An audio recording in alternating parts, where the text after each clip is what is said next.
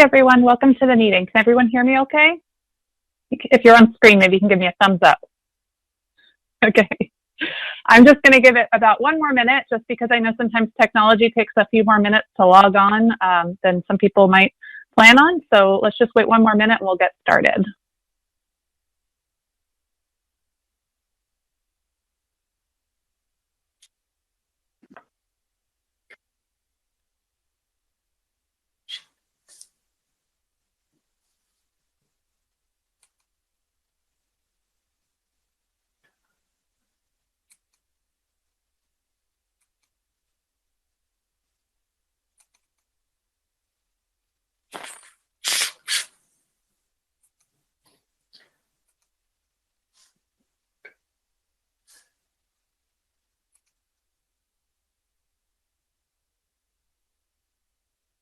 All right, and as we get started here, I want to confirm, Laura, have you started the recording? Because we're going to have the meeting recorded today, and I just want to make sure we're good to go on that end.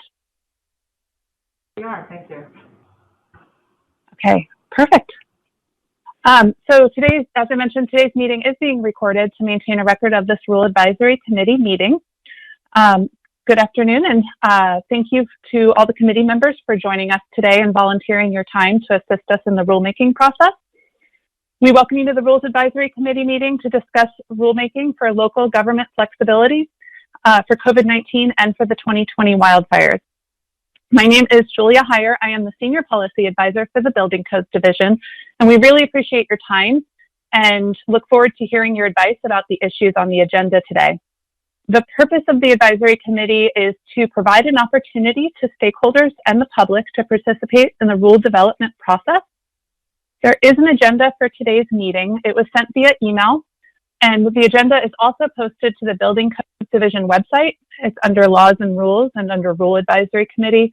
I believe also if you're using a laptop or a desktop computer, when you log on just the Building Codes page, it's on the bottom right-hand side as well. So you may want to have that in front of you to follow along today as we go through that. As we go along today, please provide advice that you have about any fiscal impacts that you may identify. When we file proposed rules with the Secretary of State, we need to estimate those costs and benefits, and we rely on information provided at the Advisory Committee meeting. So please keep that in mind and provide anything that you think of. Regarding telephone and GoToMeeting, we will pick up background noise, including keyboarding. So please selectively use your mute button to block that background noise. That said, we do want you to freely participate in the discussion. So we just ask you to keep that in mind about potential background noise and use your judgment about when you should not use that mute button. You can leave and rejoin the conference as often as you would like. If you are using your phone, we ask that you not place us on hold because we will pick up hold music and there's no way for us to turn that off. This is an informal meeting. It is not like a public hearing where you would normally provide formal testimony. Instead, it's a conversation and it's really our chance to get your feedback about the issues that we've presented. We do have a chat feature turned on the GoToMeeting if you're connected on the computer. So feel free to type in any questions or comments in that chat. We'll do our best to monitor that, but also please speak up at any time and so that we can hear from you. So we are going to start with introductions. And since we have people on both phone and video, it can get a little bit awkward trying to get everybody's name down. Although it is nice with GoToMeeting, we have most people's names listed there. So that makes our jobs easier. But we're going to start with roll call. So I'm going to hand it over to Alana to proceed with that. Great, thanks, Julia. So I'm going to run down the list of the folks that I was expecting, and then I'm happy to hear from who else may be on the line. And let's take this opportunity to test everybody's mics so that we don't run into the talking on mute problem or whatever a little later. So Scott Berry, are you here? Yes, I am. Great, and I'm sorry, can we have folks also say who they're representing on the committee today? Yeah, Scott Berry with Oregon Home Builders Association. Awesome. Do we have Lauren Bowling or Ryan Tribbett? Okay. I see Robert Camarillo. Are you with us? Oh, sorry, Lauren Bowling is here. I was just on mute. Oh, great. Thanks, Lauren. Hello, Alana. Go ahead, This is Robert. Robert Camareo, Oregon State Building Trades Council. Great. How about Chris Carpenter or Brian Krieg? I see Brian.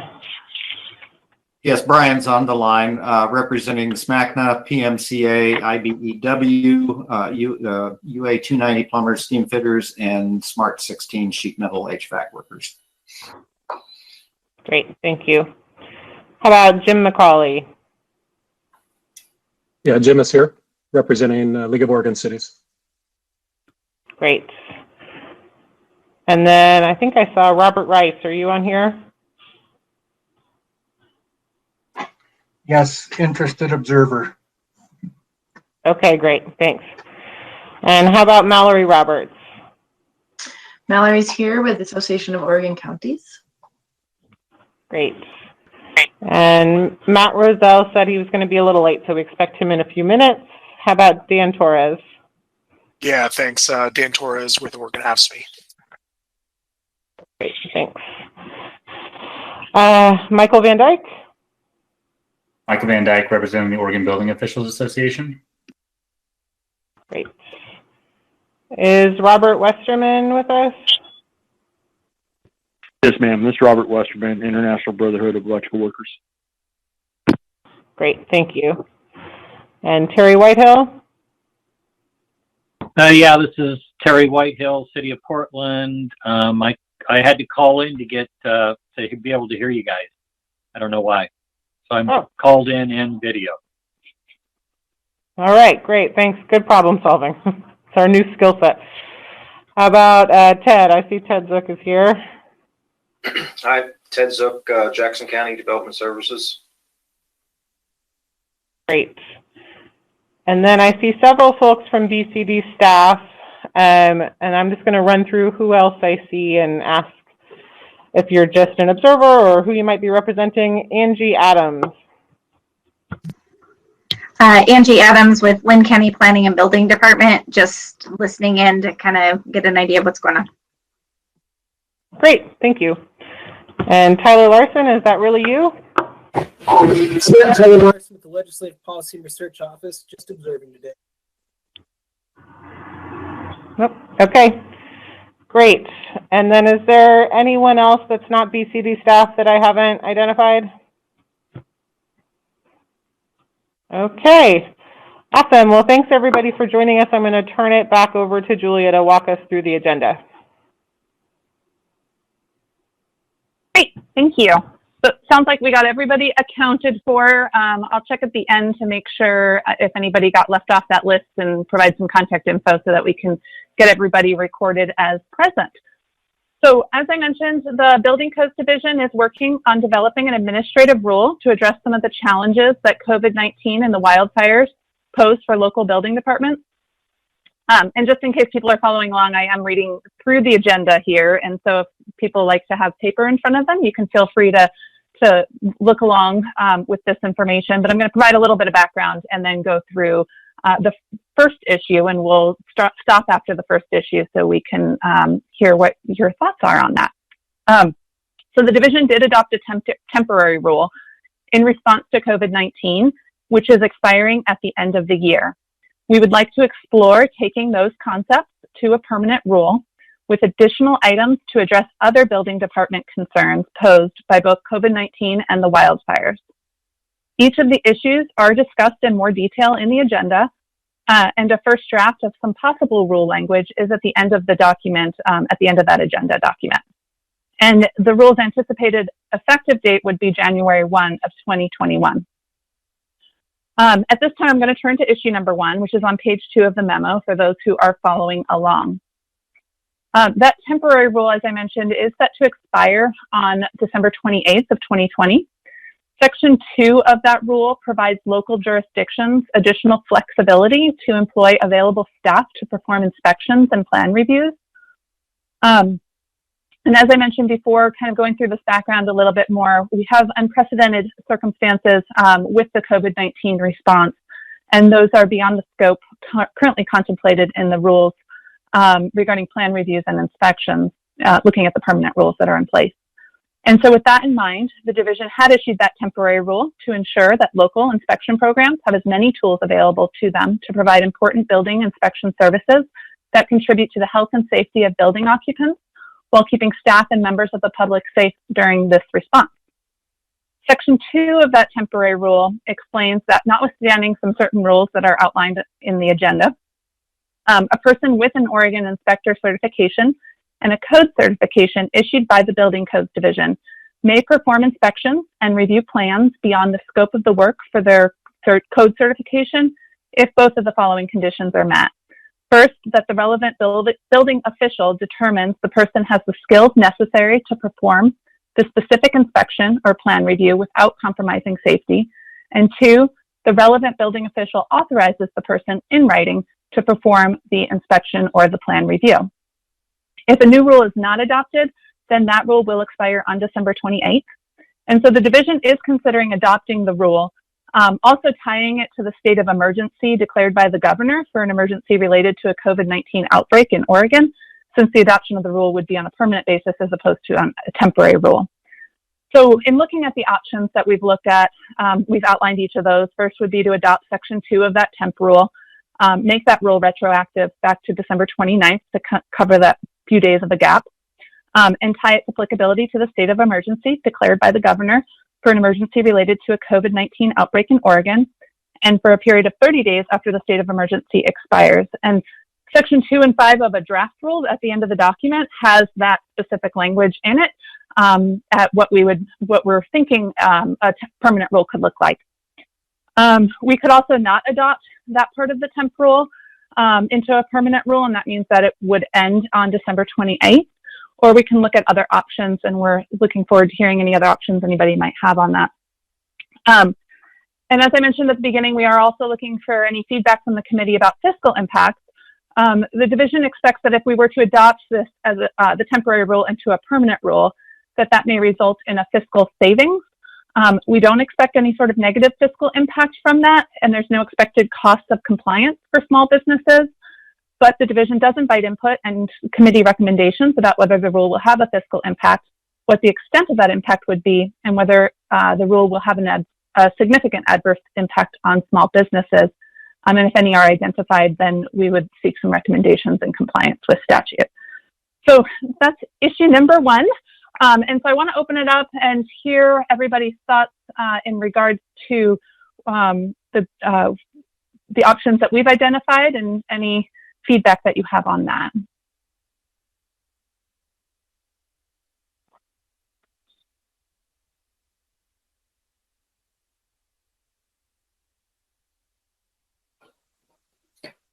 I would like to note that I think that this was something that was very important that many of us were involved with doing and making sure happened right at the start of the epidemic that's going on at the moment. Keeping construction working has been an important thing for the state from an economic standpoint, for our workforce, to keep them employed out there. I think that extending this is something that we need to continue to do, allowing the flexibility for our local government partners to get the work done that needs to be done. We do know that there has been some backlogs occasionally with workloads trying to navigate this time period and everything, but we need to keep it moving forward. I think the one thing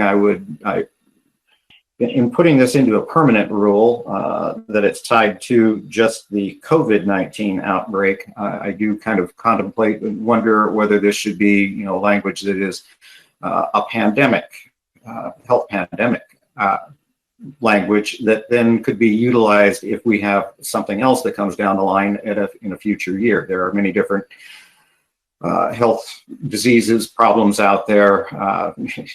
Ebola hasn't affected us here and things like that, but SARS, other things, COVID-19 is just one strain of the COVID types of diseases. And so I just wonder if having something a little bit flexible for long-term might not be something that should be contemplated here. But I would be, I think, for my client base, supportive of adopting the option here that has been presented. I'd like to jump in too on that and echo the same thoughts, although it's good to change it from COVID to pandemic. I might add that should add to it disasters, because we are talking also about the wildfires here. So if we're going to move into something that's more of a permanent rule, pandemics or natural disasters, I think should be part of the rules. And actually, if you look at what DLCD or LCDC has just done with some of their temporary rules that they're moving towards permanent, they are doing the same thing. They are looking at what they've done with the wildfire temporary rules to allow things like RVs on resource land. And I'm not going to go into all the details there, but when they get into the permanent rule session, that's where they're looking on changing it just from taking care of the governor's declaration on just wildfires and just moving it into any natural disaster moving forward. I think that's probably a good model for us if we're going to add on to the COVID one, to add, the natural disasters and the permanent rules. And if I'm not sure at what order, I know this is kind of informal, we start talking about the actually specifics of what's in the temporary rule, or is that down the line? Is that something that we can talk about now? Yes. Okay. So what the one that comes the most interest to us down here is we had over 2,600 residential structures that were destroyed. And I know the Home Builders Association, which I know is on the line, is also, at least I believe, supportive of this, is taking some of our codes back in time. And if you look at section 4 of the administrative rules, where it talks about discretion granted to the building officials and employ flexible and creative solutions, down at D, 4D, it says waiving a code requirement, modifying a code requirement, or accepting an alternative method, as long as it will not create an unsafe or dangerous condition regarding fire and life safety. What I would propose is that we either modify section D to add some language to it, or add a section E that deals with natural disasters, wildfires.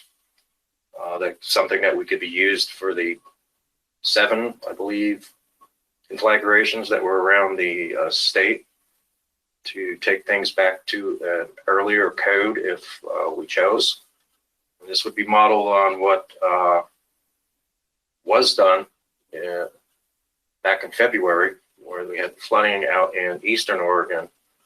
We had a governor's declaration, and it was allowable to go back to the 2000 ORSC. Whether that's where we land or not, that would be, something for discussion, I guess. But 2000 code doesn't seem unreasonable to me, considering that a lot of the residences out there were built to no code. So it would actually be a step up for a lot of them. But there's things like the brace panel requirements, which I know are probably more important in northern part of the state. But a Cascadia event down here probably wouldn't be as devastating as it would be in the northern part. If we gave discretion on the local level to determine going back to an early code, that would be something advantageous. I know that it says, right now D says waiving a code requirement or modifying code requirement, but actually going back to an earlier code is maybe a little bit stretch for that section. Giving some cover to the building officials to be able to do that would be good. And there's a couple faux reasons on that. One is if the building official doesn't actually have the authority to take it back to that code, you'll be running into issues with banks or insurance companies that might be looking at it and sending their own home inspectors out there and saying, why wasn't this built to this code? I don't believe that we would have any life or safety issues on that. I mean, we can add things like the carbon monoxide detectors in there and not compromise any fire or life safety. But, I think those codes would be acceptable for something that would be in a rebuild. It's not something that we're looking at taking the code back across the state. It's something to help facilitate something on a local level. The reason I am going on, excuse me, why I'm going on so long about this is I know that we have support down here in Southern Oregon for some of that sentiment. In fact, our own Jackson County Board of Commissioners had sent a letter in to that effect. And it is one of the reasons I am advocating for it. But I also personally believe it would not sacrifice safety, something, in the residential code. If you look at the commercial code right now, if you're looking at a repair, you can go back to the code in effect at the time. There's nothing that is in the residential code to allow that right now. So giving the ability on a local level to go back to that, back to an earlier code would be advantageous. And I would advocate that it either be modifying section 4D or adding a section E to expand the scope to natural disasters. And with that, I think I talked enough, so I'll stop there. Hi, this is Scott Berry with Oregon Home Builders. First, I'd like to kind of reiterate the comments that Brian Krieg had made around the initial temporary rulemaking and a lot of the work being done there, and then the support, I think, for continuing those rules. And I think then some additional support behind the comments from Ted. In fact, a lot of my comments, Ted, you just made. So really wholeheartedly supporting the extension into disasters. And then in addition to that, moving the code back a bit in time if we can, again, making sure we are sensitive to, to both, let's say, hardwired detectors and carbon monoxide detectors. But we're also, by doing that, potentially allowing some of those who lost structures due to the fires to then access some of the energy money to move up. And you're not allowed to typically access that those additional funds on a structure unless you're moving above the code you're required to build to. So I'm hoping that by doing so, we might be able to take, let's say, a 2000 or 2006 code, and then by the individual rebuilding choosing to build even to a more energy efficient code, they'd be able to access some of those energy dollars to do so. That's a bit of a side note, but I think important to find that safety spot in the code without requiring that 1960 or 70s house to build to the existing code today.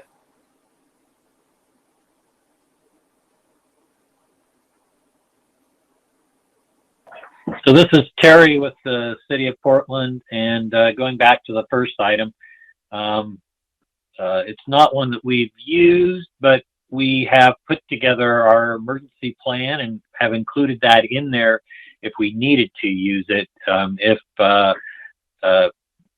we had that many people out for some reason from COVID, then we have plans in place on where we can draw people from and which people we can use in what kind of positions.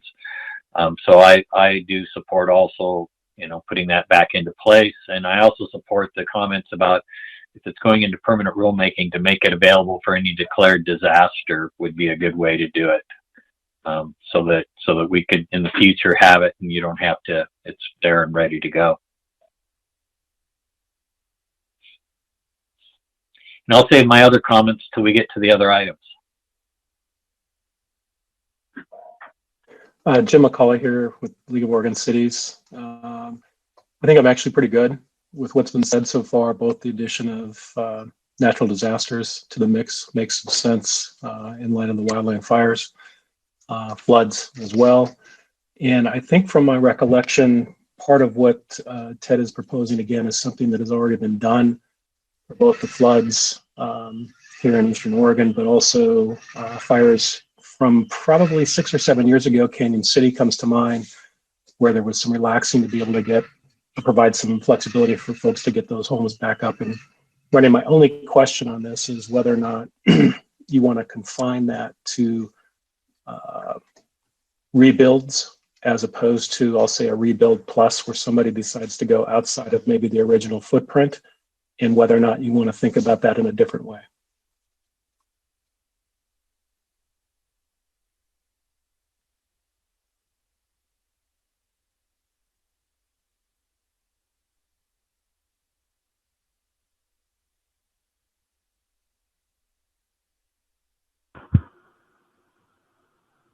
Great. Well, thank you everyone for your comments. Are there any other comments on issue number 1?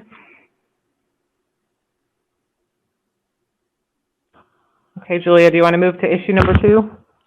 I will do that. Yes, thank you. And thank you everybody again for the comments. We appreciate it. So I'm on page 4 of the memo for those of you following along to talk about issue number 2. Again, the temporary rule that we just were discussing is set to expire on December 28th. This issue is discussing section 3 of that rule. Building officials are facing a unique set of circumstances, again, with the COVID-19 pandemic and also the recent wildfires. The law already provides these building officials with discretion to employ creative solutions and technology in their service delivery. However, to assist in the response to COVID-19, the division's temporary rule clarified the following. Consistent with ORS 455020 and the discretion granted to building officials, nothing in OAR Chapter 918 should be construed to limit the ability of building officials to employ creative solutions and technology in service delivery, including but not limited to the use of virtual inspections, drones, electronic signatures, pictures, granting of written request to reconnect an electrical installation pursuant to specified statutes that are outlined in the rule, or any other solution designed to provide service delivery while maintaining safety. Offering this clarification may assist building officials in the interpretation of our rules, and it may provide them with tools to assist in their service delivery. In addition, since that temporary rule was issued, as you all know, the state had experienced these unprecedented wildfires. When responding to damage from these wildfires, building officials may wish to utilize other types of creative solutions, such as waiving or modifying a code requirement or accepting an alternative method, so long as it would not create an unsafe or dangerous situation regarding fire and life safety, entering into agreements with other jurisdictions to provide plan reviews or inspections, waiving all or part of plan review fees and inspection fees, or accepting the use of master plans. Creating a rule outlining this interpretation of the division's rules and some of the options available may assist building officials in providing services without compromising safety throughout the impacts of COVID-19 and the 2020 wildfires in the state of Oregon. So with that background, we've identified the following options. We were looking at potentially adopting Section 3 of the temporary rule into a permanent rule, while also adding other examples to encompass other types of creative solutions building officials may use in light of the COVID-19 pandemic and the 2020 wildfires. And that is in Section 4 of the draft rule, and that's what Ted had also touched on a little bit in our discussion already in regards to Section 4. Another option would be not to adopt this temporary rule into a permanent rule, which would mean that that rule would expire on December 28th. But the division does believe building officials still have the ability to employ creative solutions in technology and service delivery. Or of course, there's always other options, and we are open to hearing those as well. Looking at the fiscal impacts, we expect adopting Section 3 of that temp rule into a permanent rule, while also adding those other examples, may result in a fiscal savings. A negative fiscal impact is not expected, and there are no expected costs of compliance for small businesses. But the division does invite input and committee recommendations about whether the rule will have a fiscal impact, what the extent of that impact will be, and whether the rule will have a significant adverse impact on small businesses. And if the committee indicates that there is a significant adverse impact, we will seek recommendations in compliance with statute. So with that, I will open up the discussion so we can hear your thoughts in regards to this second issue. I'd just like to jump in there and say I apologize for jumping ahead. I was multitasking and not following the agenda appropriately, so. No apology necessary. It's informal. We're good. Thank you.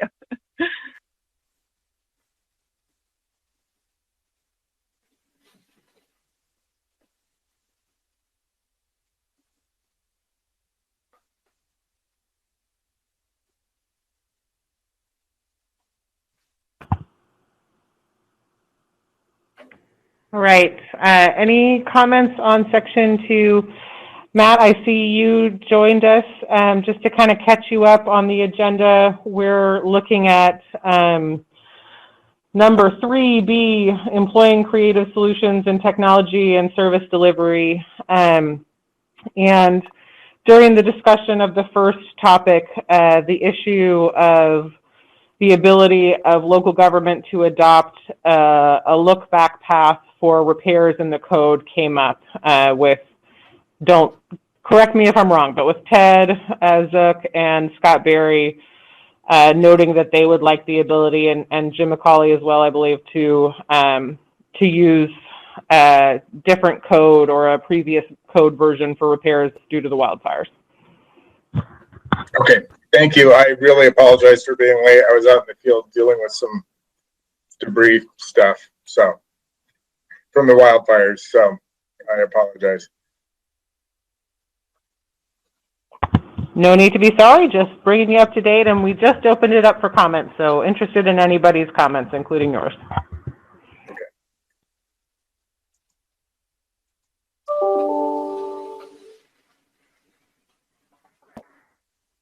So this is Terry again from Portland on issue 2.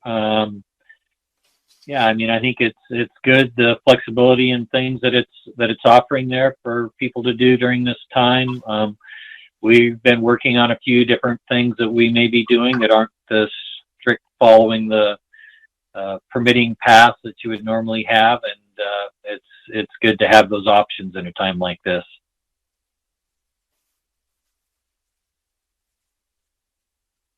And these were for repairs or rebuilds, just to be clear. The list in the draft rule is just a list of kind of creative solutions, how we interpret our rules not to prohibit use of those creative solutions.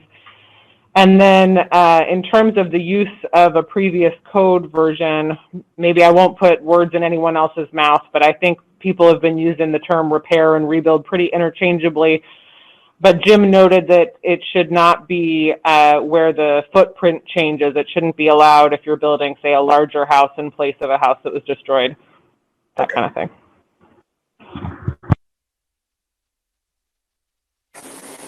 Scott with the Home Builders, I'm happy to kind of agree with Mr. McCauley's comments on getting outside the original envelope.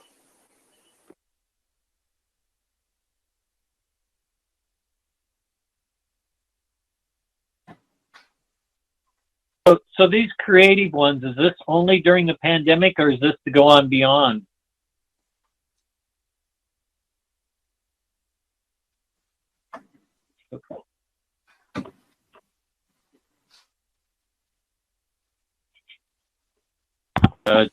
They would go on beyond as it's drafted now, is my understanding, that this would be true regardless. Yeah, no, we've all had to change how we do things because of this. We're all going much more electronic, and some of the old rules and the electronic issues don't always work out right. I think in the future they'll get corrected, but it's good to give us those options right now before some of that stuff gets fixed.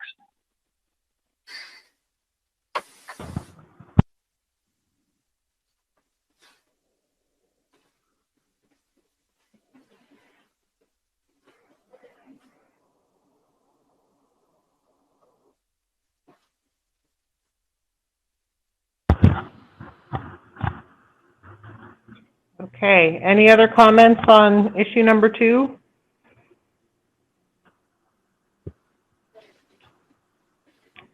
Okay, let's go ahead and move on to issue number 3. Okay. So turning to issue number 3, this is on page 6 of the agenda, on item 3 of the agenda. The issue is if an inspector, plans examiner, or a building official takes unpaid leave while maintaining their employment relationship and other benefits, such as health insurance, they may be prohibited from getting paid to perform or manage work regulated by the state building code while on unpaid leave due to the language in OAR 918-098-1475.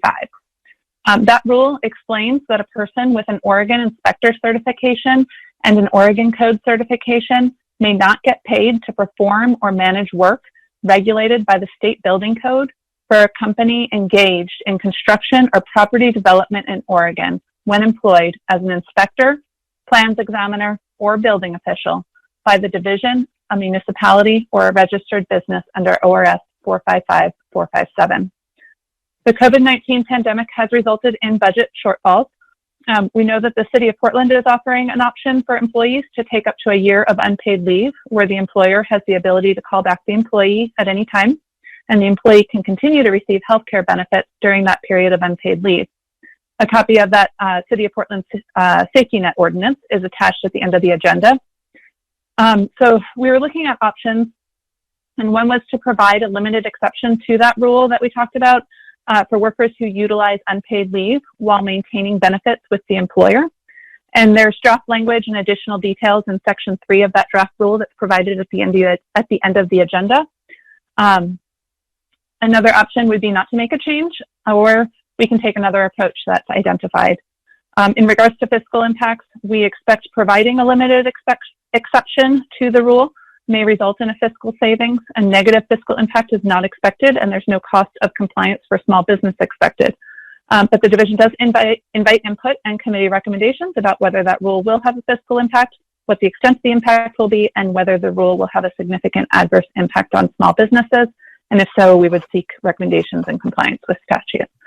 So with that, I will open up the discussion to hear your thoughts in regards to this final issue.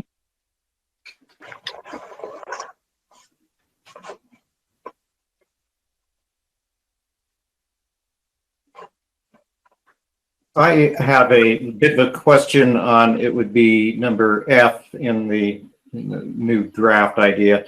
The jurisdiction where the person is taking unpaid leave, the person agrees in writing that the work is not expected to create a conflict of interest. What is the check and balance on that? Just curious. I mean, I find that this is an interesting issue and that we have a need for inspectors, and if some are available for a while, that might, this maneuvering around could be very useful for everyone. But that one statement there does make me a little nervous about them moving maybe into some kind of a private industry mode.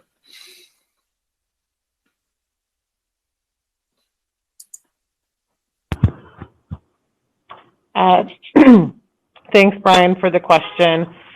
Yeah, just to be clear, I think this rule change would allow someone on unpaid leave for more than 30 days to engage in on the private industry side. They would not be able to perform actual conflicts in the sense that, of course, they would not be able to inspect their own work, that kind of thing. But this would allow somebody who is on, say, a 6-month leave of absence, maybe they're a plumbing inspector for City of Portland, as it's drafted, if they made an agreement with Terry, they're not going to inspect any of their own work. They kind of lay out some safety net things to make sure everything goes okay, then maybe they could go over to Beaverton and engage in some plumbing work as a journeyman plumber. So that is what this would allow as it's written right now, but certainly interested in your feedback on whether that's a good idea.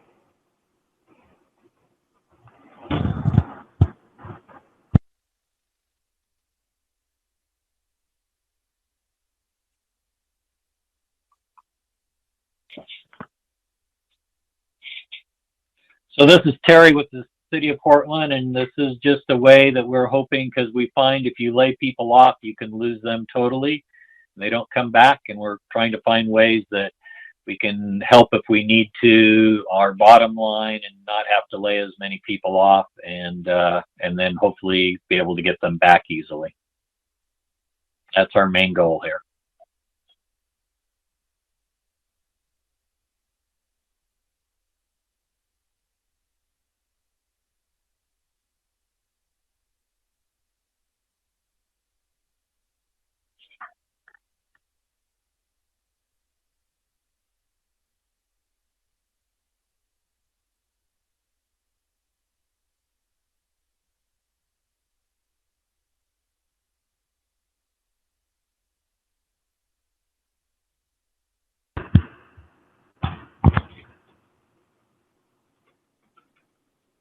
Any feedback on the conflicts of interest rule?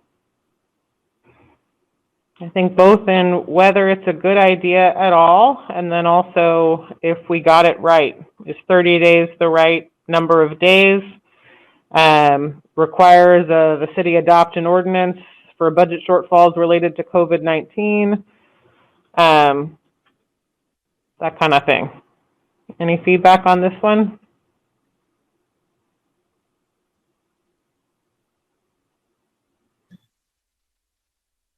Okay. I don't see Any other Okay, thanks, Matt. Any other comments in general on these rulemaking concepts before we wrap it up here today? Anything anyone else wanted to say before we close things down? This is Brian. I'd like to go back just a little bit to 4D is the waiving of the code requirements. I think Mr. Zuck had some very good comments there that we need to be giving some consideration to on this about the way the language is at the moment.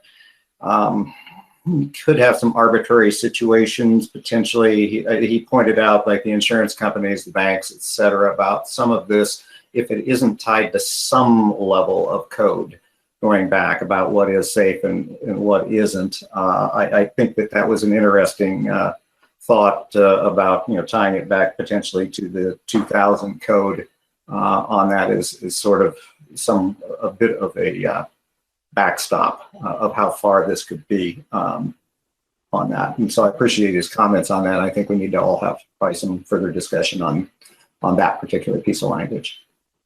Thank you.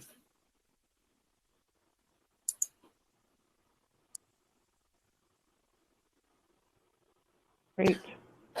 So I just have more of a question than anything. And so after this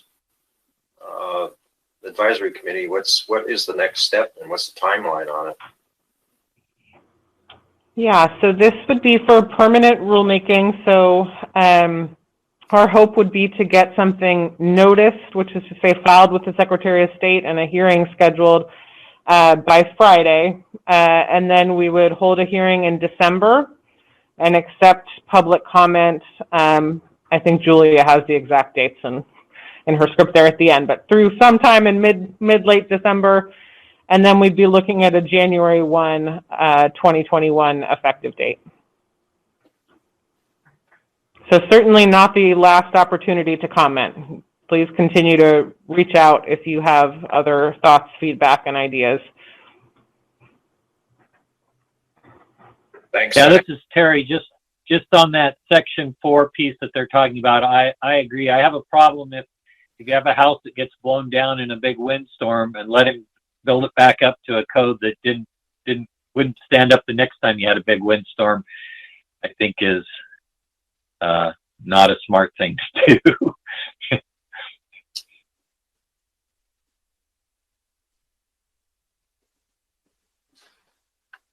So Terry, can I ask a question on that? Are you saying that you're opposed to going back to the 2000 code, or you're not looking? No, at I think the 2000 code is okay, but we've got stuff in Portland that's built to a code back before 1920, and I'll guarantee you there's not much there. It won't take much shaking of the ground for those suckers to come down. we put in some seismic stuff so that if they do fall in a seismic event, they can't build them back the way they were. But yeah, no, I don't have a problem with the 2000 code. That gives some strength to the building.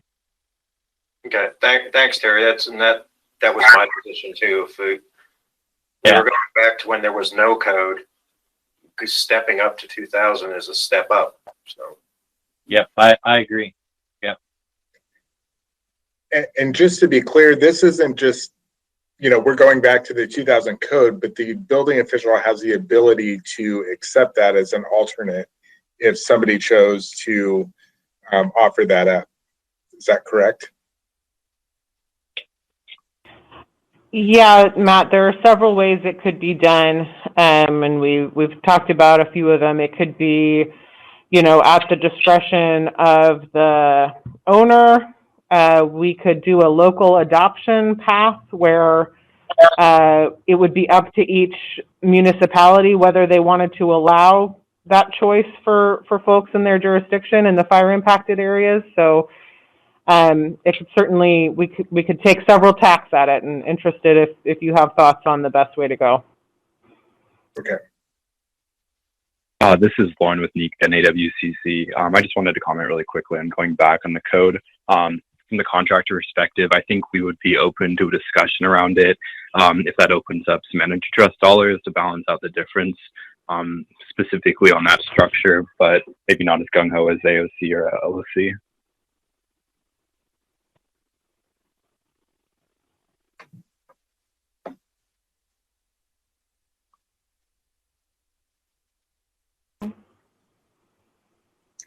And I was just curious if anyone has done a cost analysis on going with an older code of what the savings would be, compared to the 2020 code or the 2017 ORSC.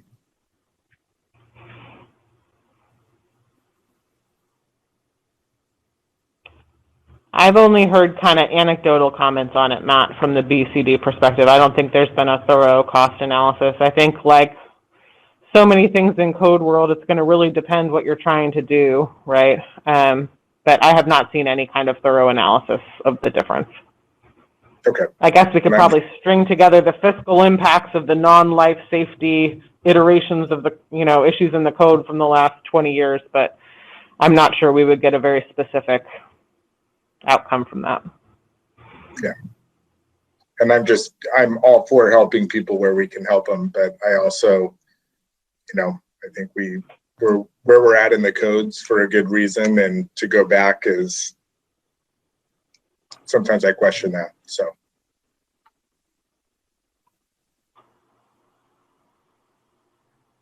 Great. Any other comments?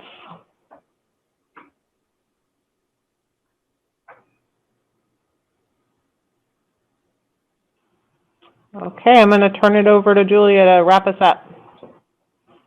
Excellent. Thank you all again. So we've already kind of touched briefly on the next steps. I'll repeat it just so everybody's clear and I can answer any questions. So the current plans are to take your advice back, do our best job on writing this proposed rule. We, like Alana mentioned, we are expecting to file that proposed rule by the end of the week for a public hearing in December. It will likely be on December 15th at 9:30 a.m. if people are interested and want to keep their eye out. We will also provide time for written comment through December 21st. And if all goes as planned, we're looking to make any permanent rule effective January 1 of 2021. So again, that's our game plan. That will all, if we file on Friday, that would, all the dates and times and information would be listed in that notice. And if anyone has questions about those next steps, we are happy to answer those to the extent we know the answers at this time.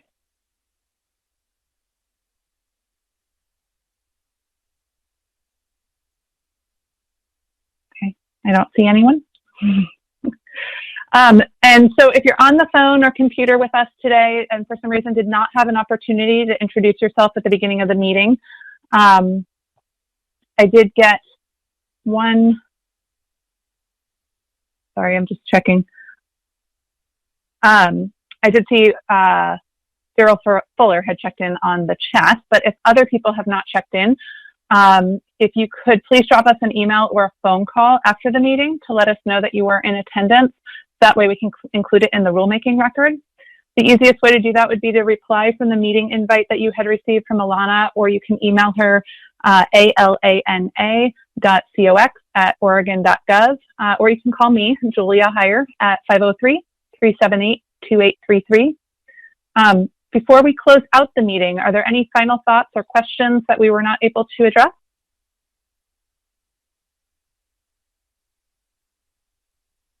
Okay, hearing none, I want to thank you all again for joining us today, providing input on this rulemaking process. We really appreciate your time. We know your time is valuable, so thank you. And we're going to go ahead and close. Oh, Robert, did you have something before we close it? No, thank you. Thank you for pulling this together. Appreciate it. Well, we thank all of you for your time, and we're going to go ahead and close out the meeting. So thanks, everybody.